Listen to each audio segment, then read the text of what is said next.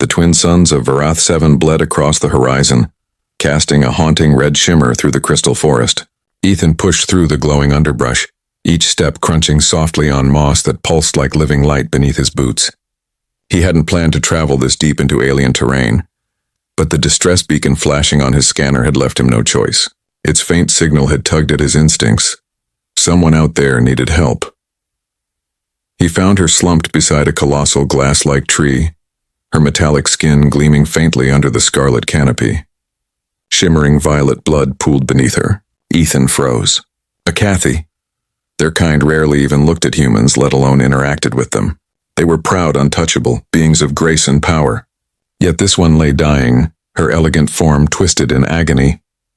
"Hey," Ethan whispered, kneeling close, his voice trembling. "Can you hear me?" Her 3 eyes flickered open, triangularly aligned on her face, filled not with anger but terror. Her trembling fingers rose weakly, pointing past him. Ethan turned. From the shadows, something vast moved, a blur of fangs and muscle. The Gurath, a creature of nightmares, towering and multi-limbed, its scaled body rippling with predatory intent.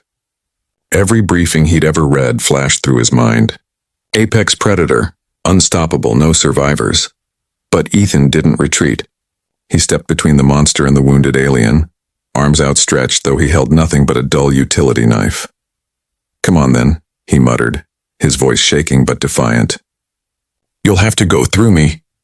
The Gurath's roar shattered the silence as it lunged.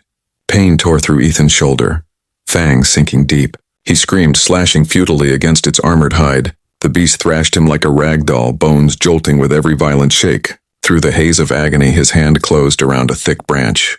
With a desperate cry, he rammed it into one of the monster's many eyes. The creature shrieked, rearing back in fury. Ethan collapsed beside the alien, blood spilling fast. Vision fading, but he still kept his broken body between her and death. Then the world ignited in blue fire. Figures dropped from the trees, tall, armored Kathy warriors, their plasma rifles cutting through the dusk. The Gurath convulsed and fell, smoking and still. The largest warrior strode forward, his armor etched with symbols of rank. He gazed at Ethan, unreadable, then gently gathered the fallen alien into his arms. "Chief Varn," she breathed weakly, her voice like wind chimes in a storm. "The human, he saved me." The chief's eyes turned back to Ethan, a bleeding human boy trembling on alien soil. Without a word, he signaled his soldiers. 2 of them lifted Ethan carefully from the ground as darkness claimed his sight. When Ethan awoke, it was to a room that felt alive. The walls pulsed faintly, veins of soft light weaving through organic material like the breath of some colossal creature. It took him a moment to realize he wasn't in any human facility. The air smelled strange, metallic yet sweet. His shoulder throbbed beneath bandages that felt almost warm, as though they were healing him from within. A figure stood silently at the foot of his bed, the same warrior who had carried the wounded alien girl. His posture was calm, his expression unreadable, but his 3 eyes burned with quiet intensity. "The Gurath's venom should have ended your life," the Kathy leader said in a voice both deep and measured. "Your kind is fragile, unfit to survive such a wound." Ethan tried to rise, but pain anchored him down. "Is she, the girl?" "She lives," the chief interrupted, stepping closer. "Because of you." He studied Ethan with an alien stillness. "For 3 generations we have shared this world with your species. We've watched you fail where we succeed. We have wondered why the Galactic Council gave you claim to this colony." His tone softened slightly. "But today you have answered that question." Ethan blinked through the haze. "I just couldn't walk away." The Kathy's gaze sharpened, his voice carrying the weight of something ancient. "No, you could not. And for that, I have made a decision that will unsettle many of my people."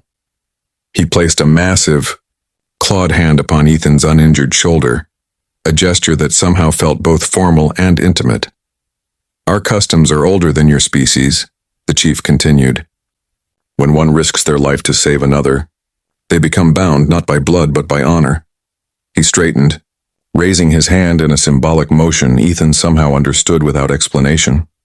"From this day forth, Ethan of Earth," the chief declared solemnly, "you are of the Kalathi. My daughter's life is now tied to yours." My family's protection extends to you. Any who dare harm you face us all. Ethan could barely breathe. The enormity of the moment crashed over him. He had come to this world as just another colonist, scraping by under alien skies. Now he had been adopted into the most powerful clan on Varath 7. I don't understand, he whispered hoarsely. I only did what anyone would have done. No, the chief replied, and for the first time something like a smile crossed his alien features. You did what a human would do. We prize strength and intellect above all. But your kind possesses something we have long forgotten, the will to protect the helpless, even when death is certain. He turned toward the door, his silhouette bathed in the faint bioluminescence of the chamber. The council doubts your worth. They question your right to stand among the stars. Let them doubt. The Calathi do not. As the door slid shut behind him, the strange healing light in the walls dimmed, leaving Ethan alone with the echo of those words and the slow realization that nothing in his life, or perhaps in all of human history, would ever be the same again. Ethan awoke hours or maybe days later. The chamber's lights had dimmed to a soft twilight glow. His wounds no longer burned, and the strange organic bandages had sealed seamlessly into his skin. When he flexed his fingers, strength returned where weakness had ruled. The door opened silently, and the chief entered once more, his presence commanding yet calm. You recover faster than expected, he said, his voice carrying both curiosity and respect. Ethan tried to sit up. Guess your medicine works better than ours. The Cathy leader tilted his head, then motioned toward the transparent wall beside them. Look outside. Ethan turned and froze. Beyond the glass-like barrier, human engineers and Cathy artisans worked side by side. Machines hummed, voices mingled, barriers dissolved. For the first time, both species were united, not out of politics but through shared purpose. The chief's expression softened. My daughter lives, and because of that, a bridge now stands where division once thrived. Ethan swallowed hard. I don't even know what to say. Then say nothing, the Cathy replied. Simply understand. He stepped closer, his tone turning solemn. The council doubts your kind because of your fragility, your brief lives, your constant struggle against extinction. Yet in that struggle lies your greatest strength. You endure. You protect. Even when logic says you should fall. Ethan lowered his gaze, his voice quiet but firm. We're not the strongest or the smartest, but we try. That's what makes us human. A flicker of pride glimmered in the alien's tri-colored eyes. And that, he said softly, is why your people belong among the stars. He turned toward the exit, pausing only once. Remember, Ethan of Earth, from this day the Calathi stand with you. Your life is now intertwined with ours. Should anyone seek to harm you, they face our entire lineage. When he was gone, silence filled the room once more. Ethan lay back, staring at the softly breathing ceiling above him. His mind reeled, not just from what had happened, but from what it meant. Outside, the colony's horizon shimmered beneath Varath's twin suns. Human and Cathy moved together under that crimson light, their silhouettes merging in harmony. For the first time since their arrival, the humans were not outsiders. They were part of something larger. And as Ethan watched them, he finally understood. Humanity's power had never been in its machines or its muscles. It was something far greater, the unyielding instinct to stand between the innocent and the dark no matter the cost. Now, the galaxy had seen it too.